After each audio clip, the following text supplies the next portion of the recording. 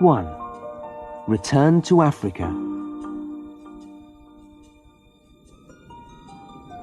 Teresa looked out of the window of the plane and saw the lights of London below her. I can't believe it.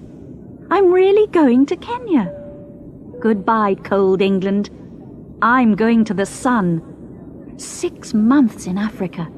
I'm so excited. Are you going to Kenya for a holiday? Asked the woman next to her. No, I'm going to work at a special hospital in Nairobi.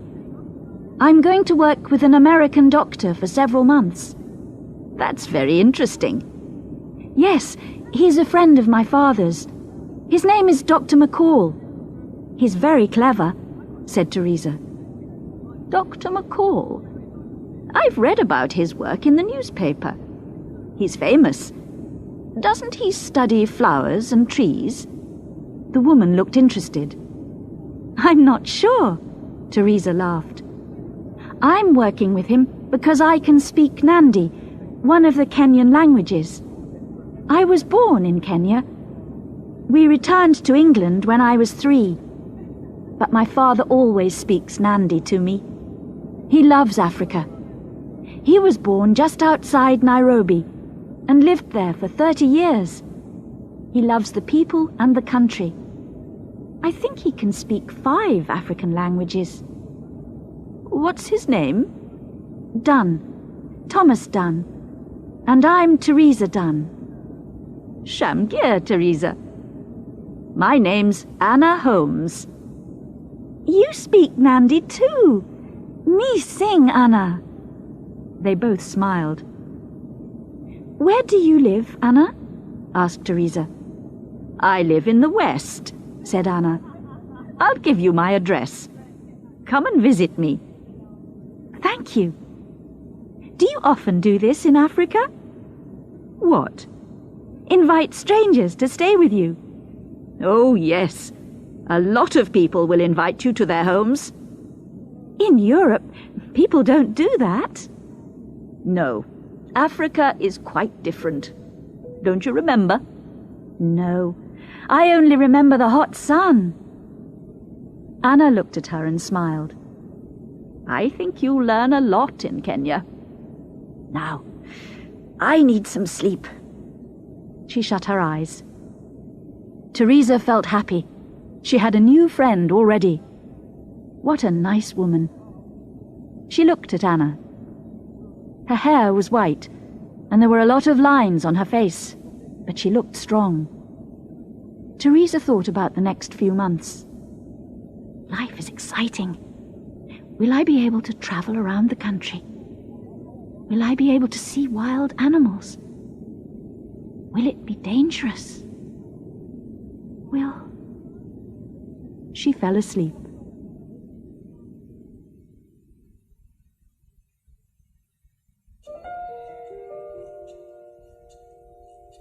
Two. Dr. Mccall. The next day, Teresa went to the hospital. It was 10 o'clock, and it was already very hot. She found Dr. Mccall's office on the 2nd floor. Teresa! Hi! Welcome to Kenya. A short, fat man with black hair and dark glasses stood up. Come and sit down. You look hot. This is the hottest time of the year. Would you like a drink of water? Or a cup of tea? Could I have some water, please? Said Teresa. She looked round the room. There were a lot of photographs on the walls. They were all of Dr. Mccall. One showed him with a gun. He was standing beside a dead animal. Another showed him with a group of Africans. Why did he have so many photographs of himself? What kind of man was he? Don't forget, you must drink a lot of water here or you'll become ill. Be careful. Wash all fruit before you eat it. What else must I tell you? The doctor sat back in his chair and put his hands together. Always wear a hat when you go out in the sun. I don't want you to be ill. Teresa felt that she was back at school. Must not, be careful, do this, don't do that. Was it a mistake to come here and work for Dr. Mccall, she thought. The doctor suddenly smiled. I'm sure we'll work well together, Teresa. Your father and I are very good friends. I want to look after you. Sometimes Africa is a difficult country. Beautiful, interesting, but also dangerous. Now she understood. He was just worried about her. But she was 18, and she was old enough to look after herself. And she had read her father's books about Kenya. She knew a lot. Tell me about your work, Dr. Mccall. He went to the door and looked outside. Then he locked it. Now, I'm going to tell you a secret. No one here in the hospital knows anything about it. No one? Teresa nearly laughed. This was just like a James Bond story. He spoke quietly. I've discovered a medicine woman near Lake Victoria who can prevent a terrible sickness. No one else knows about her, only me. What is the sickness? Teresa asked. It's river blindness. Many Africans catch it when they are babies. Slowly, very slowly, they go blind. There are hundreds and thousands of men, women, and children with the sickness. Think about it. Thousands of people cannot see. How do they catch it? Teresa felt sad. It sounded terrible. A little fly that lives in rivers bites people. The fly leaves an egg in the bite, and this becomes a tiny worm. This worm gets into the blood and moves through the body, to the feet, legs, head, everywhere. It attacks the eyes, and very slowly the person goes blind.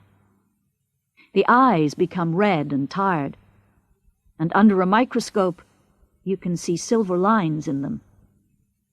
The lines are the sign of river blindness. Teresa felt terrible. This wasn't in the book she read. How do the people live? In many villages, nearly everyone is blind. The young children can see. They have to hold the hands of the blind people. Do they work? Said Teresa. They have to. The children take them to the river or the forest. They bring water or find wood for the fire. That's a very difficult life. Yes, but they help each other. It's more difficult for us. When you live in a city, people don't help each other. Dr. Mccall took off his glasses. His eyes looked strange, Teresa thought. What was the matter with him? Can this medicine woman near Lake Victoria cure these blind people? She asked. No, she can't cure them. When someone has river blindness, no doctor or medicine woman can cure it. That's impossible. But what does she do? Asked Teresa. She's found a special flower. She gives it to the young people. Then they don't get river blindness. Teresa was excited. That's wonderful. But what is my job, Doctor? She asked. I can't speak Nandi, and you can. I want you to come with me to the forest. You must talk to this medicine woman for me. But why me? Why don't you use a Kenyan? Asked Teresa. Because I want it to be a secret, and you don't know anyone here. Teresa wanted to ask a lot more questions, but the doctor started to get up. Okay, we'll leave on Monday. Bring enough clothes for a few days. Buy a hat and a water bottle. I'll bring everything else. Now, goodbye, and I'll see you at 8 o'clock on Monday. I must see someone from FDI now. FDI? Said Teresa. She stood up and moved towards the door. "It's an American drug company. They're also interested in medicines for river blindness." He shook his finger at her. "Now remember, it's a secret. Don't talk to anyone about it."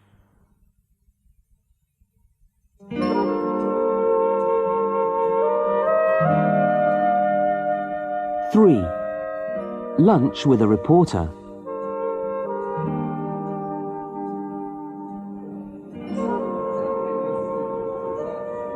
Teresa had lunch in a restaurant in the middle of Nairobi. It was very busy, and nearly all the tables were full. She sat and thought about river blindness, the medicine woman, and Dr. Mccall. Why must it be a secret? She thought. "Is this seat free?" She looked up. A tall Kenyan was standing beside her. "Oh, yes. Please, sit down." "Coffee, please," the young man said to the waiter. "A very strong one. Perhaps it will wake me up. I'm very tired." He smiled at Teresa. He had a very friendly smile, Teresa thought. She smiled back at him. "Have you been working hard?" she asked. "Yes, I'm a reporter. I was working until 3 o'clock last night. I was writing about that Chinese man. You know, a lion killed him yesterday." "A lion?" "Yes, it happened in one of the parks. It attacked him and bit him very badly. The man lost a lot of blood and he died last night." Teresa pushed her hamburger away. "I don't think I'm hungry now." He laughed. "Usually I write more interesting stories." "What kind of stories?" "Oh, about bad people that try to get lots of money." "How?" "Well, some people kill animals for money. There are a lot of them in Kenya." He drank some coffee. "What are you doing here? Are you on holiday?" Teresa knew she had to be careful. She told him about the doctor, but she did not tell him about the medicine woman, the flower, and the river blindness. "Dr. Mccall," he said. "I know him. He's a clever man. He does a lot of work on African diseases, doesn't he? But he won't talk about his work. He won't tell anyone." Teresa kept quiet. "Some people say he's working on something very secret." "Really? I don't know anything about it." Teresa tried to look surprised. "Don't you? Well, keep your eyes and ears open. When you have a story, telephone me. I know he's working on something." He took out a card. Teresa read, "Christopher Mwali, reporter, The African Telegraph, P.O. Box 471, Nairobi. Telephone 819-5226. "Well, I must go." He finished his coffee and stood up. "Don't work too hard for the old man. Goodbye now." He smiled at her and left the restaurant. Teresa looked down at his chair. She saw a copy of his newspaper, The African Telegraph. She picked it up and looked at it. She saw the words river blindness and began to read. The African Telegraph. River blindness. The fight to stop it. Many people believe that there will soon be a medicine for river blindness. This medicine will not cure the disease, but it will prevent it. Doctors at Village International, the famous charity in Nairobi, are testing many different medicines and say they will find the right one soon. And they are very excited because they have just had some good news from Norway. Dr. Ndeti, the director of Village International, said today, Norway has promised Village International $3 million when we find a medicine for river blindness. With this money, we can give the medicine free to every child in every village in Kenya. Nobody in Kenya will go blind from river blindness again. But we must find the right medicine quickly. If we don't find it, Norway will give the money to another charity. But FDI, the American drug company, are also looking for medicines for river blindness. They have promised $1 million to the person who finds the right medicine. Dr. Ndeti says FDI will make the medicine and sell it to all African countries. But the poor people in our villages cannot buy expensive American medicines. Teresa threw down the newspaper. Money, she thought. Is this why Dr. Mccall wants the medicine woman and her flower to be a secret? Maybe he wants to sell the medicine to FDI and become rich. That's terrible. He's a doctor. He should want to help people. Why doesn't he give the secret to Village International? Then Norway will give them all that money. Suddenly she remembered. This morning, Dr. Mccall was meeting someone from FDI. That's it. I think he wants to get the $1 million for himself. But what can I do? How can I stop him? He's my father's friend. Maybe I'm wrong. I don't know enough about it.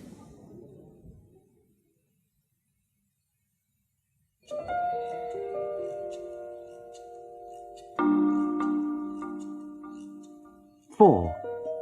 The Medicine Woman.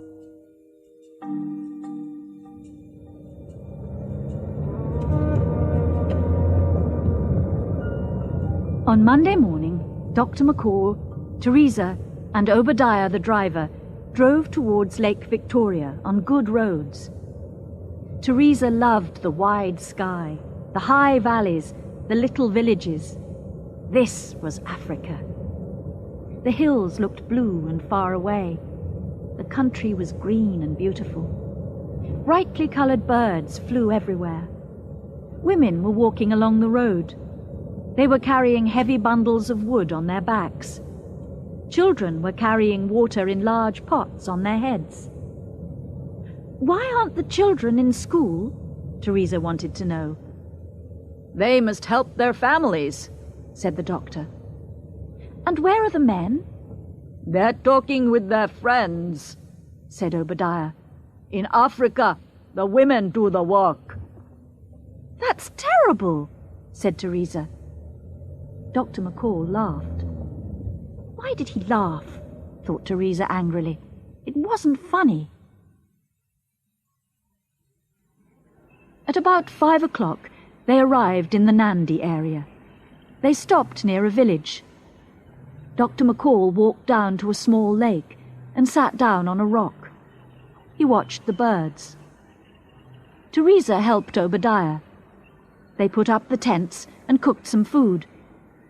Teresa was feeling very tired and hungry. She was also angry with the doctor. Why doesn't he help us? She thought. I don't like him. He doesn't want to help anybody. Just then, Teresa saw a line of people. They were walking towards the village. There were 5 women, and in front she could see a little boy. He was holding the stick of the first woman. The next held on to her. Teresa called out to them. They heard her and called back, but they did not look at her. They walked slowly past the 3 tents. Teresa could see their eyes. All the women were blind. Teresa felt very sad. I will do anything to help these people, she thought. Anything.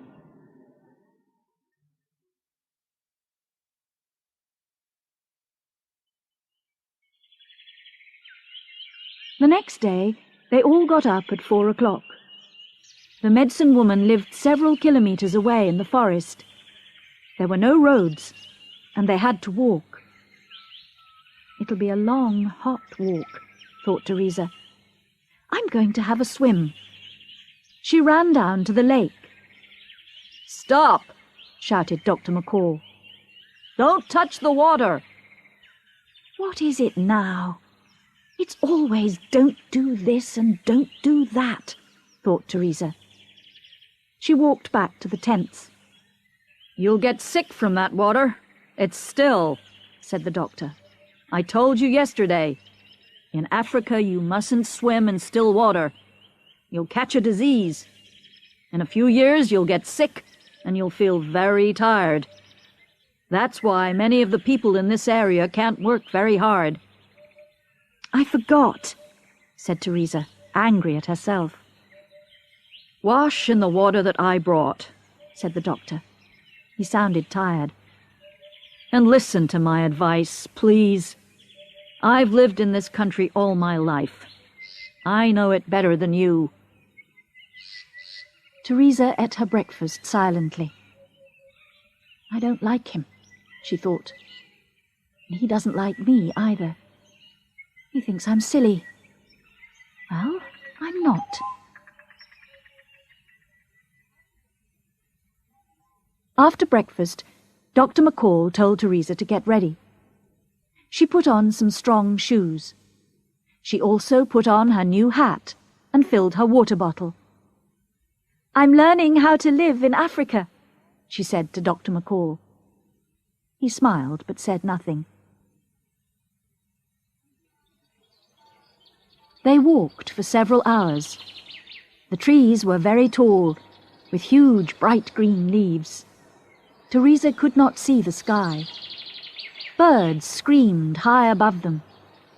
It was very hot, and the air was still and heavy. There was no wind. Teresa felt she could not breathe. They saw nobody for hours. But then, suddenly, there was a village in front of them. Stop here for a minute, Teresa. She sat down immediately and drank all the water from her bottle. She was very hot and her legs ached. Don't drink too much too quickly, said the doctor. Yes, I know. Now, the medicine woman lives in this village. Her name is Rose. I want you to talk to her. Ask her to show you the flower that prevents river blindness. But I thought you knew the flower. Teresa was surprised. No, she won't tell me. But you are a woman, and you can speak Nandi. She will like that. And she can have money. Tell her, she can have as much money as she wants. Teresa felt unhappy. Why was he talking about money? But who is going to give her this money? She asked. That doesn't matter. Don't ask so many questions. But she must show you the flower. I have to know. He stopped. Come on, let's go. Teresa did not like this. It didn't feel right. What money was he talking about? She wanted to ask him about Village International and FDI, but she was afraid. He was beginning to look angry. They walked into the village. There were several huts, and a lot of little children were playing outside them. They ran up to Teresa and tried to touch her long hair. She laughed and asked them their names. There's Rose, said the doctor, and pointed to an old woman standing by the door of a hut. Come on, don't talk to those children. We have to work. Teresa walked over to Rose and spoke to her in Nandi. Shamgia, Rose, she said. The old woman looked surprised, then pleased. Me sing, she replied. She began to ask Teresa questions, and soon they were talking quickly. Teresa told her she was from England, and Rose's old face smiled. Good, good, she said. What are you talking about? Dr. Mccall asked. I'm asking her about her family and telling her about mine. Well, hurry up. We haven't got all day. Teresa told Rose that she was very sad because there were so many blind people in Kenya. She wanted to help them. "But I help them," said Rose. "Every day I go to the forest and cut some flowers. From these flowers I make the medicine. All the young people in my village can see. No one goes blind here." "Which flower do you use, Rose?" "Why do you want to know? It's a secret." "Tell me, Rose. Then I can go to Nairobi and tell all the doctors there. You can help many people in Kenya and in Africa." Rose shook her head slowly. "I don't know. I don't know," she said. "What's the matter?" asked Dr. Mccall. "Nothing. She's thinking." Rose looked around the village. Her eyes were red and tired. Rose will go blind, Teresa thought. "Yes, I will go blind soon," said the old woman. Teresa looked at her sadly. "Rose, will you tell me the secret? Tell me about the flower you use. Then the doctors can make the medicine from the flowers. They can help many people in Kenya, in all Africa. Please, Rose." Rose looked at Teresa. "You are a good girl, but—" She looked at the doctor. "He was here before, with another man." She shook her head again. "I don't know." "Tell her she can have money," said Dr. Mccall. "Rose," Teresa began. What could she say? "The doctor wants to help. He will give you money." "No, I don't want money. I will not tell him. I do not trust him. I will tell you. Only you. Go to Nairobi and find the good people. Tell them." "But—" Teresa was worried. "What will he do to me?" she thought. "I will tell you or nobody." Teresa turned to Dr. Mccall. She looked down at her hands. "Well?" he asked. "She will tell me, but she won't tell you. She doesn't... I must tell the doctors when I get to Nairobi." Dr. Mccall's face was red. "What? What?" he shouted. "I'm sorry. That's what she said." "You're lying," Dr. Mccall said angrily. "You don't really want to help these people. Have you asked her?" "I'm not lying," Teresa shouted. "And I do want to help them." Rose came and stood beside Teresa. She spoke quietly to her. "He must go away now. You can stay here for a few hours. I will show you the flower. Harriet, one of my grandchildren, will take you back to your camp later." Teresa turned to Dr. Mccall. "She wants you to go back to the camp, Dr. Mccall." "And you? What are you going to do?"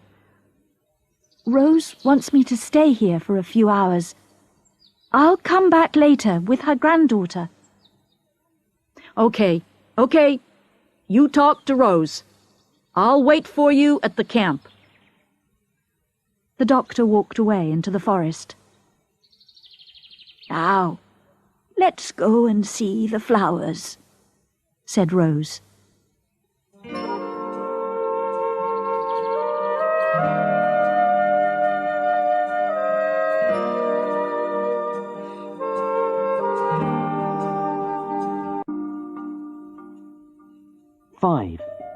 The Secret Leaves.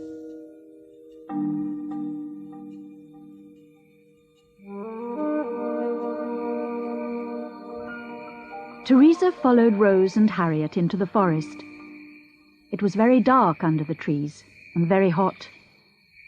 Teresa felt thirsty, but her water bottle was empty. They walked for half an hour, then they crossed a river. Rose went to some tall trees beside the river. She cut off some leaves and showed them to Teresa. "This is it," she said. "I thought it was a flower." "I wanted to keep my secret. Look at the tree. Look carefully. You must remember it." Teresa looked carefully. The tree was tall and had small yellow-green leaves. "Look at the leaves," Rose said. Teresa saw there were yellow lines on the leaves. She must not forget them. "Take some. Now, let's make a fire, and we will boil the leaves 3 times. Teresa found some wood, and they made a small fire. Rose took a pot from under some sticks. Harriet went to the river and got a little water. Then she put the pot on the fire and threw the leaves in. "Is that all?" Teresa asked Rose. "We must boil the leaves 3 times, said Rose. "Then we wait for an hour. When it's cold, you can use it." "That's easy," Teresa laughed. "I did not say it was difficult. But now it is your secret and mine. Use it well. Show the leaves only to the good people. Now, Harriet will take you back to your camp."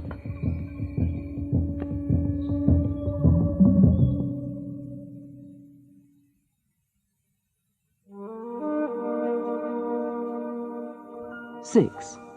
A Strange Dream. Teresa arrived back at the camp late in the afternoon.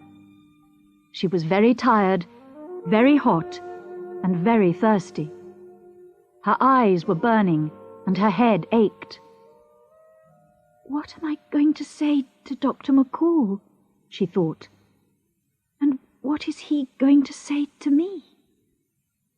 It was difficult to think clearly. "Hello, Teresa. I know you are hot and thirsty," said Dr. Mccall. He came up to her and took her arm. "You must rest." His voice was kind. Teresa was surprised. Maybe everything was all right. Maybe she was wrong about the doctor. "I've made you some special Kenyan tea. You'll feel better soon." He looked at her carefully. "Did Rose?" "No. You must rest first." Teresa sat down and drank the tea quickly. "Thanks very much, Doctor." She began to feel very sleepy. Something strange was happening. Her head felt very light. She felt sick. She couldn't move her hands or feet. Was Dr. Mccall... Rose didn't trust him. I don't trust him. Why did he give me the tea? Was there something in it? His face came towards her. "Feeling tired, Teresa? Are you hot? Is your head feeling strange?" Questions, thought Teresa. "Leave me alone," she said. "I want to sleep." She pushed him away. "What was in that tea? What did you put in it? What is happening to me?" You're going to sell the secret. But Teresa was asleep. She was dreaming about a huge wild animal. It was coming closer and closer. It wanted to eat her. It was green with yellow lines. She was near a river. The animal was going to catch her. She was on a fire. She was very hot. Are you going to boil me 3 times? She shouted in her dream.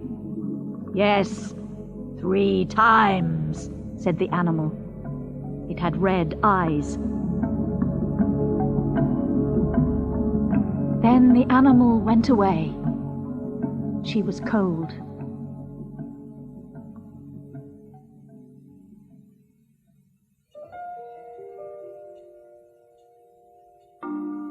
Seven. Anna helps.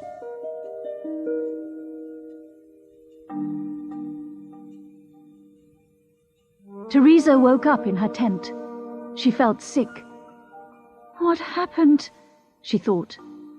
Maybe she needed some water. She felt very hot. Dr. Mccall! She shouted. There was no answer. She opened her tent and looked outside. The tents were there, but there was no car, no Dr. Mccall, and no Obadiah. Where are they? She thought. Have they left me here alone? Miss Teresa? Teresa jumped. Harriet, Rosie's granddaughter, was standing in front of her. Miss Teresa, I saw you were sick. I stayed behind your tent. The white man asked you questions, and you told him the secret. You told him about the leaves. Then they went away in the car. The little girl looked up at Teresa. She was crying. Oh, no. The tea. I remember. It was the tea. I think he put something in the tea. I talked because of the tea. Teresa was very angry. With Dr. Mccall, with herself, with everybody. What can I do? I must get to Nairobi before the doctor. He will sell the secret to FDI. I'm sure that's what he'll do. They'll give him lots of money. He's a bad man, I'm sure. I must find that reporter, Christopher Mwali. He will help me. I must see Village International and tell them. I have to get to Nairobi. Quickly. She held her head in her hands. Oh, my head aches. Harriet looked at her with big round eyes. I will take you to the big house. They will help you. How far is it? 2 hours' walk.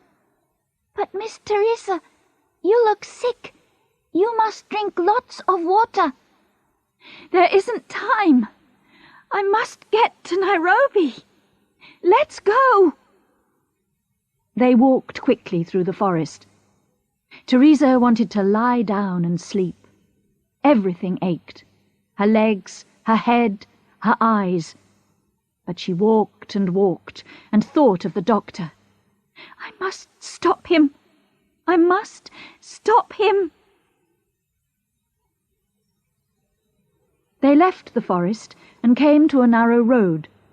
It was beginning to get dark. Harriet stopped. Walk along here for 20 minutes, and you will see the house. An English woman lives there. She will help you. Goodbye, Miss Teresa. Goodbye, Harriet, and thank you. Teresa ran, then walked along the road. Her head felt strange, and her eyes were burning again. Suddenly, she came to a big house with a large garden. A white-haired woman was sitting in a chair outside the door. Hello, called Teresa. Please help me. I'm in trouble. The woman stood up. It was Anna Holmes. Well, it's Teresa Dunn. What are you doing here? What's the matter? You look hot and dirty. Have you been discovering Africa? Anna.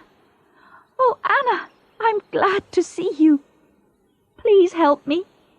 I must get to Nairobi immediately. Sit down, Teresa. Would you like some water? You look... Anna, this is important. I've learnt a secret. This secret, well, it can prevent river blindness. What? Are you sure? Yes, of course I'm sure. But I must get to Nairobi. I must tell... Teresa suddenly felt very tired and sick. Why don't you go tomorrow? You look terrible. I'll get you some water. Sit down and rest. No. I must go now. Listen. Teresa tried to speak clearly. Dr. Mccall is going to sell the secret to an American drug company. They'll give him $1 million for it. They'll make the medicine, and the people here won't have enough money to buy it. He's only interested in himself. I'm sure he's working for this company. He's a bad man. I don't trust him. Then Teresa told Anna everything. About Village International, about Rose and Harriet, about Dr. Mccall's strange tea, about her terrifying dream. And Harriet heard me.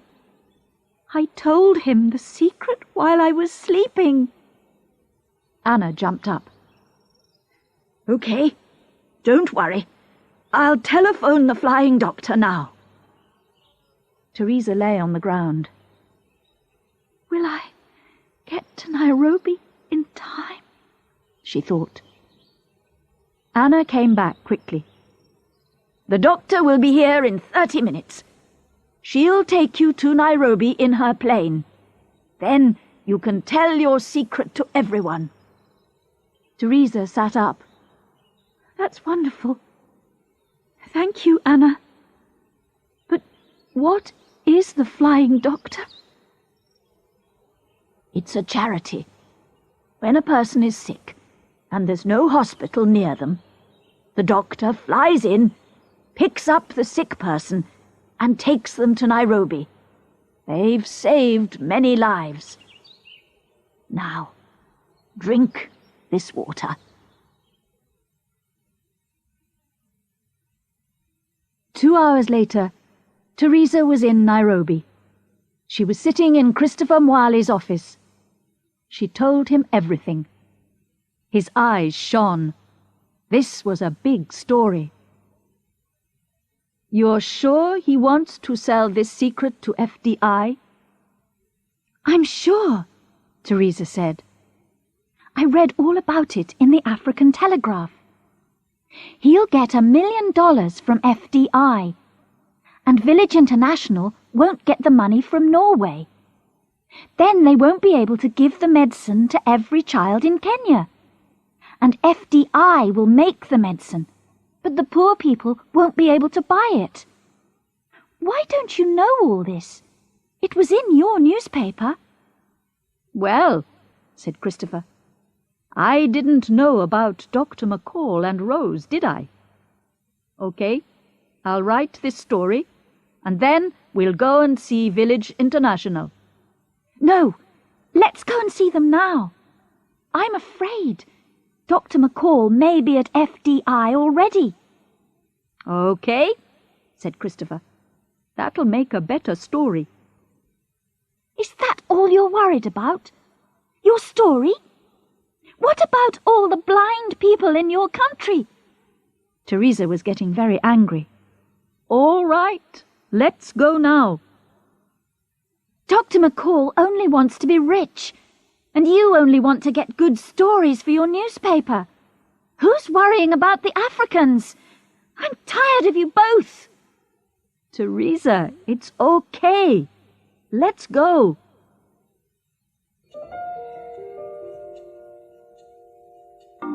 Eight. Teresa goes to a meeting.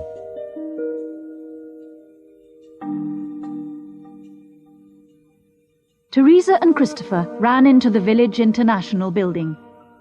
A woman was talking on a telephone. Teresa went over to her. Excuse me, but this is very important. I must speak to the director of Village International. I must see him now. The woman was surprised. Dr. Ndeti? He is very busy at the moment. His office is next door. I'll ask... But Teresa was already at the door. She opened it and walked in. Christopher followed her. Hey! You can't just go in... the woman called. There were a lot of people in the director's office. They all looked up when Teresa and Christopher walked in. Teresa spoke to a large Kenyan man sitting at the top of the table. Excuse me, are you Dr. Ndeti? I'm sorry I came in here like this, but it's very important. Dr. Ndeti stood up. Who are you? What? He began. But Teresa hurried on. Please listen, she said. You see, I know a secret medicine. It can prevent river blindness. Rose, this medicine woman, told me. She lives in the forest near Lake Victoria, and all the young people in her village can see. She uses the leaves of a special tree. But Dr. Mccall wants to sell the secret to FDI. He wants the $1 million. He doesn't want to help Village International. Teresa heard a laugh behind her. She knew that laugh. She turned quickly and looked towards the window. Dr. Mccall was sitting there and smiling at her. Dr. Mccall! But... Teresa's eyes were wide with surprise. But you left me alone in the camp. You gave me tea that made me sick. I told you the secret. You're... Teresa's eyes were aching again, and her head was going round and round. She didn't understand anything. There were noises in her ears. You're making a terrible mistake, young woman, said Dr. Ndeti angrily. Dr. Mccall has told us, Village International, about the medicine. He has been working all his life for the people of Kenya. Dr. Mccall smiled sadly. Teresa, come here, he said. She went slowly towards him. Look into my eyes. Teresa felt afraid. He is a strange man, she thought. What shall I do? She looked at Dr. Ndeti. Yes, look into his eyes, he said. Teresa went nearer to the doctor. He took off his dark glasses and opened his eyes wide. They were red and tired, like Rose's eyes. Rose's eyes. But Rose was going blind. Do you need a microscope? The doctor asked quietly. $1 million won't help me much, will it? Oh, no. I didn't know. I'm sorry. I'm sorry. Teresa's head went round and round, and suddenly everything went black.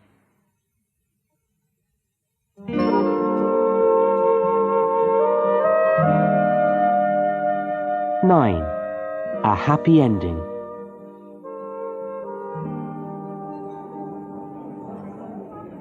A few days later, Teresa and Christopher were having lunch together in a restaurant. "What happened that day when I fainted in Dr. Ndate's office?" asked Teresa. Oh, it was very exciting, smiled Christopher.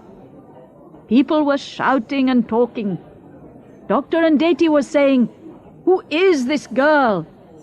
He wanted to call the police. And Dr. Mccall was helping you and saying, poor girl, she's got heat stroke." I thought you were sick when you came to my office, but you didn't want to listen to me. "No," said Teresa. "I didn't know I had heat stroke. I was in Dr. Mccall's hospital for 3 days. He was very kind to me." She looked down at her plate. "I felt very silly. I didn't know about his eyes. I didn't like him because he didn't help at the camp, and he shouted at me. I thought he didn't want to help anybody.